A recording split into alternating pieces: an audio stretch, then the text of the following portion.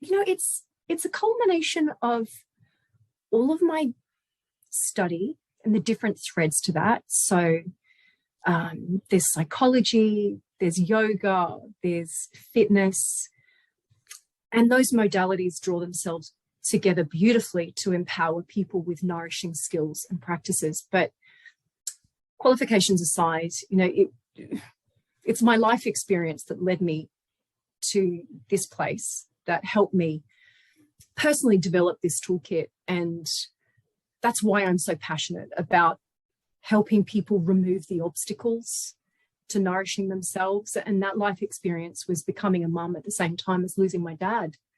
And I'd always had a very good relationship with self-care. I never felt like it was something that it wasn't okay to do. But that experience, my goodness, I was floored by that life experience. And so many of the things that I would normally do to sustain myself just weren't available.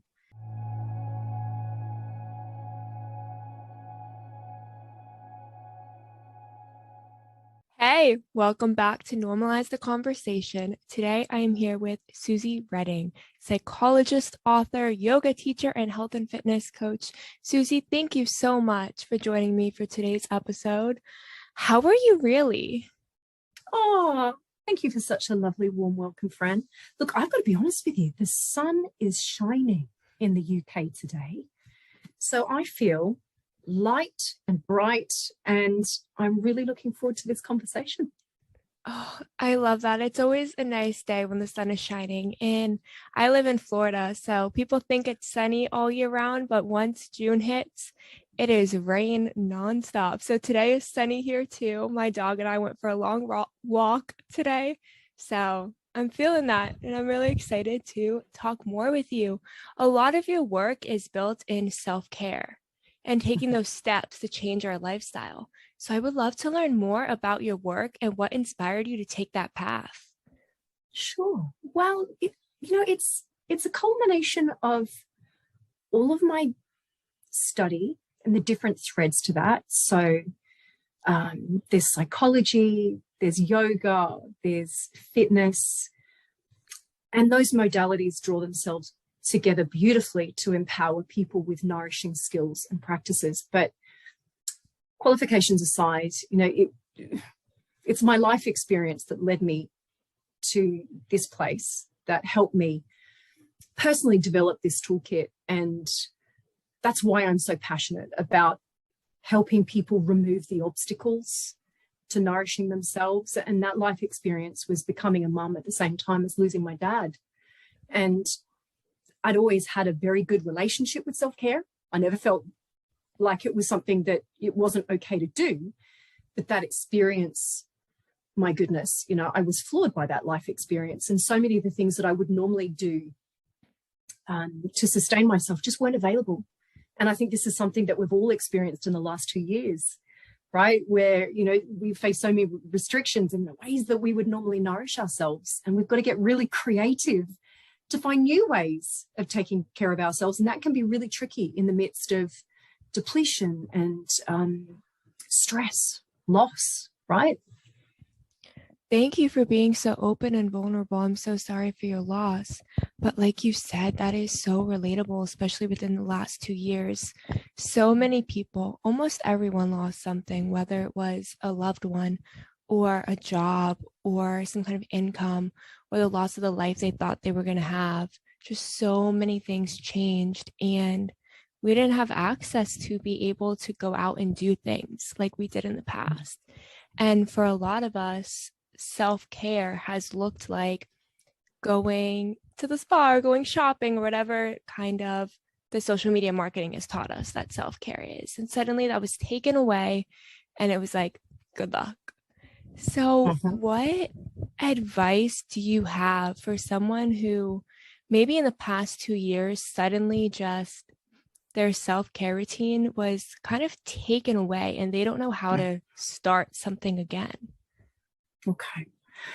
I think the best place to start is being super gentle, being really tender with ourselves, and just acknowledging where we're at, because we're still in the midst of it. We're still processing and digesting and restoring. So rather than starting with the action, I would encourage people to just bear witness to where they're at and do that with great tenderness and give ourselves permission to feel as we do, right? There are really good reasons why we're still feeling overstimulated or disconnected, or just things feel wonky still, right? So bear witness with tenderness, and then just ask some gentle questions. What do I need today? What do I need to feel alive? You know, are there places that I can go to that help me feel full of life? Are there activities that I can engage in? Are there people that I want to connect with? Are there creative pursuits that I want to seek out? How do I want to express myself? Do I need to move my body? Do I need to be still? You know, the beautiful thing is that when we listen, I think we can work these things out. I think so often we override all of these messages from the mind and body, but a simple check-in, we'll find one thing, right? And if we can give ourselves permission to do that one thing, watch what blooms. That is so true. Checking in with ourselves can be really, I don't want to say it's the answer to everything, but it's really that first step to finding an answer. And I'm always telling people around me, just check in with yourself and ask yourself questions and listen. And they're like, that sounds crazy. I'm not going to sit and talk to myself. But when you take a moment to just ask yourself, how am I? What's going on in my body? How am I feeling right now? What makes me feel good and what makes me feel strong? What's not making me feel strong? What's not making me feel good can really help us put that foot forward into the right direction. So after we check in with ourselves, what do you think is the next step? I think we need to give ourselves permission to take some kind of restorative action.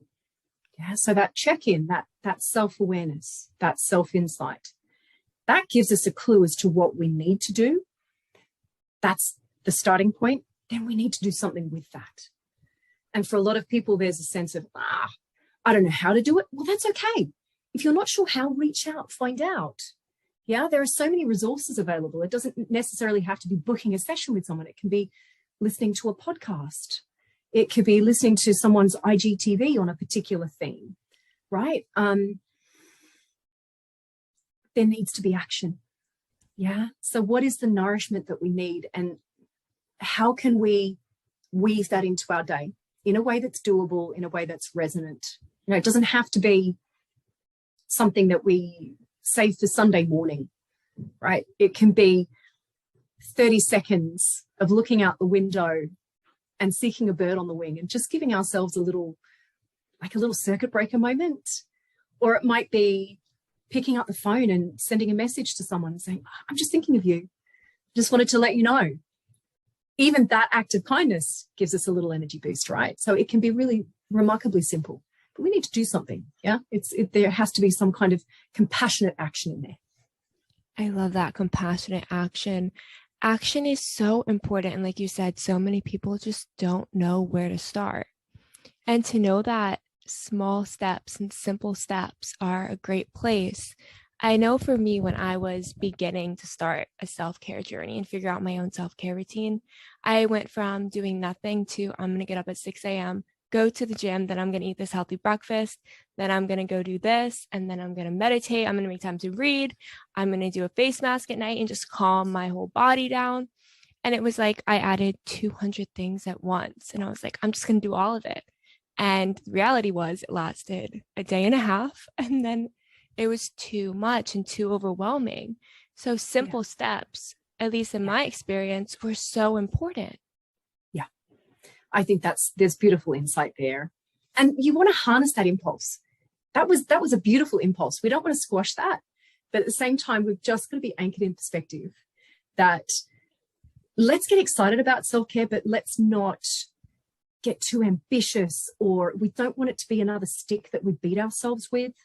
Can we just look at what are some little simple habits that we can embed in our day that actually, once you get that on automatic pilot, then there's the space to think about, well, maybe actually I could add that little thing, or maybe there's this great concept of piggybacking, right? Where you piggyback to an existing habit, something else. So like after you go to the loo and wash your hands, can you just take 20 seconds to rub in some hand balm and be tender with yourself? You know, it doesn't take much time and you're doing it anyway. So it's just an easy way of creating a new habit. But yeah, I think the micro moment, I call it little micro moments. These things have great power and they all accumulate, and they're a really simple place to start. Micro moments. Wow. You know, back to what you said in the beginning, that compassionate action, being tender with ourselves. So you said rubbing our hands. What are some other ways that we can just take maybe 20 seconds, those micro moments, and be tender with ourselves? That's such a great question. I want to give people a framework to try and organize these practices. If you think you can use your body, or you can use your breath, or you can use your mind. So that gives us 3. So in terms of using the body, let's think about maybe posture, maybe movement, chicken wing shoulder rolls, where we put fingertips on shoulders, breathe in, sweep the elbows up, and as you breathe out, take the elbows down. Okay, so that is a simple way of releasing tension. We know that movement has a potent antidepressant effect. It draws us into a tall upright posture that research shows connects us with a feeling of personal power, zest, optimism. 20 seconds, right? Chicken wing it out. So that's using the body. How can we use the breath? Now, to be honest, that's also a breathing exercise. I want to share a different breathing exercise that has a completely different energetic effect. What about one for when we're feeling really full up, when we're feeling angsty, maybe even a sense of rage? Lion breath, where we breathe in through the nose, we exhale through the mouth with the tongue extended as far out as possible, so it looks and sounds like this.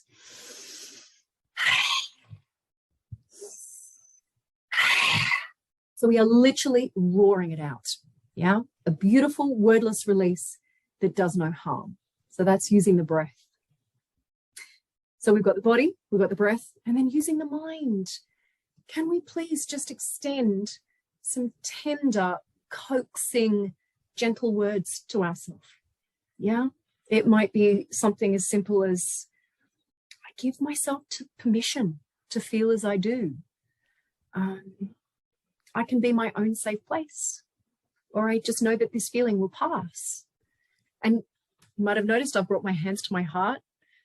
I think these rituals are really potent when we can get the body, the breath, and the mind working all together. But I think it's an easy way to sort of think, what's accessible to me right now? Which way in? Body, breath, mind. There's always something accessible to us. Wow, I love that framework, and checking in on with what's accessible to us is so important. Going back to my own experience in the beginning, one of my favorite self-care things was to journal what I was feeling. But when my journal wasn't next to me or I didn't have my pen with me, I just got so anxious because I didn't know what to do. To the point where I brought my backpack with me everywhere. I would be in the middle of Target and just stop and sit down and journal. I was like, I have to write it out because I didn't know what else to do and I would get overwhelmed.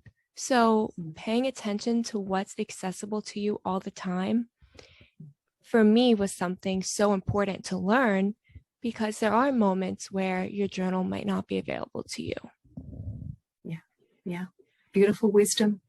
I think that's it. Like we need a broad toolkit from which to draw, because just as different things will resonate for different people, it's also our own needs are ever evolving, but also the variables that we're in are constantly changing.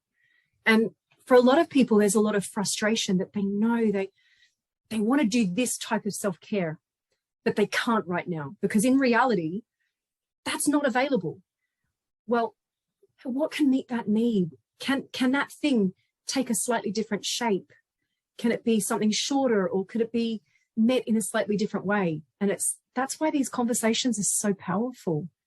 So thank you. Thank you. I completely agree, having that broad toolkit. So now we talked about some of the things that we can do with ourselves. What are some examples of other things with external objects we can do for self-care? Okay.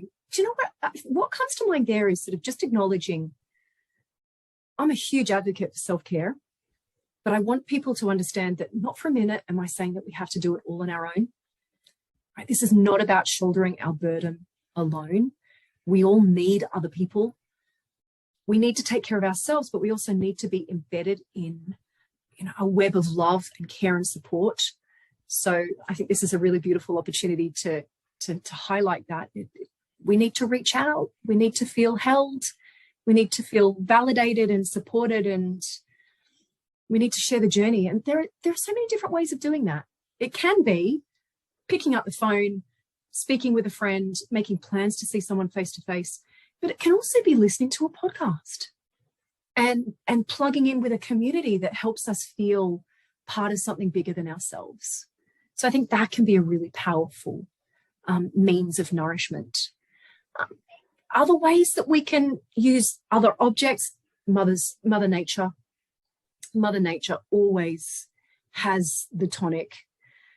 Yeah, always sustaining. There's always a metaphor in nature. I love that I can go for a walk and there'll always be something that will either pique my curiosity or sort of help me find meaning. So seek nature out. Other things like maybe even having a talisman. I have a necklace that was given to me by my husband. There's a weight to it. I love feeling that. It could be wearing a piece of clothing that you like the texture of. I have a plate with a kingfisher on it that reminds me of my dad, because there's a special significance there. So I literally have morning tea with dad using that crockery, right? There's so many different ways that we can assign meaning to things and feel a sense of sustenance from it. All of those are amazing. I love how you have tea with your dad. It's so important to find some sense of community and belonging and this feeling of not being alone. When we talk about mental health conditions, one thing that majority of them, I want to say all of them really have in common, is that fear of being alone and being the only one struggling. And not just for conditions, but mental health symptoms. When we're starting to feel symptoms of depression or feeling down, symptoms of anxiety, just overwhelmingness, fatigue, it can feel so isolating. So finding a community where you feel validated and heard and not like the only one, having friends you can reach out to, or just the memory of someone who means so much to you. For me, that's my grandfather, and I wear his sweater that I stole from him that he was so mad that I stole. But whenever I'm just feeling like I need a hug and there's no one immediately around me to give a hug to, I just put on his sweater, and it's like that little reminder that I'm not alone. And I don't think there's enough conversation. I mean, people tell you all the time that you're not alone, but we don't talk enough about ways to feel not alone. So I really love how you brought that up. Yeah. I think that's really powerful, that we find ways of feeling held even when we are on our own. Yeah. We can feel connected with others even when we're on our own. So it's such an important conversation. I love your strategies. They're beautiful. They speak to me too. Thank you. I love your strategies. And I'm really curious. A lot of people talk about nature. I know for me, going for walks and feeling the sunshine on my skin. What about nature to you is kind of that self-care wellness property? There's so much. I mean, I was raised on the northern beaches of Sydney. I love the ocean. There's something so symbolic to me about seeing the sunrise and feeling that freshness, that potential of a new day. I don't live there anymore. I miss that. But what I've learned is to savor available joys. Now, I've moved to the UK. Apparently, where I've settled, is actually the furthest point from the coast. So the ocean, the coast, it's not easily accessible. However, the greens that I can ingest are amazing. The trees, the woods, it's such a beautiful place. It's just a different beauty. And I think it's just about how can we plug in to the environment around us. There's such I love that actually can create a new home. When we feel connected with our local environment, that's what creates that sense of belonging. And birds. I love birds. I used to go for walks on the headland, and my dad and I would count the different types of birds that we saw. And I love teaching my kids about that because there's a sense of lineage and belonging. And I love that, with kids of differing ages, that's still a common bond, or with different generations. You don't even have to have conversation. You can just point, oh, look at that one. It's, it's just an effortless way to connect. So that's another one of nature's tonics for me. That is absolutely beautiful. And what I'm loving about this conversation so much is it's not just, oh, these are ideas for self-care. It's practical ways to actually add them in, to implement, to understand what it means. For me, nature looks like just feeling that sun on my skin. But for you, it's the greenery, the walk, seeing the birds. It's different for everyone. And I think when it comes to self-care, even when it comes to coping skills, when it comes to things we can do for ourselves, we often see on social media what works for other people, and we think that has to work for us. And when it doesn't, it feels very overwhelming and confusing. And like we often internalize it to where I'm broken, something's wrong with me because the sunshine didn't make me feel good today, or going for that run didn't make me feel good, or meditating didn't make me feel good. So the unique perspective you're bringing to this conversation of how different it can look for everyone is just amazing. And the fact that this is here to support us. And I'll be honest, there will be times when I go for a walk in nature's beauty and I will still come home feeling grief. This is not about striving for immunity from challenging mood states or uncomfortable emotions. The fact is, these practices support us in navigating these experiences. What I would say is, you don't know how bad you would have felt had you not done that thing, right? So we're not always going to come away from these things feeling sparkly and like, wow, full of life, but they just help us cope. Yeah. So it's kind of shifting the perspective of, it's not always about, we're not striving for perpetual happiness here. These practices help us in terms of our emotional health, be with our emotions and to move through them in safe and healthy ways. I just could not agree more with that. It's so common to believe that utilizing a self-care routine or utilizing a coping skill or listening to a podcast, reading a book, just doing something that we think is supposed to be the right thing and then not feeling 100% better can be very invalidating for so many. Because why am I not suddenly happy? I did what I was supposed to do.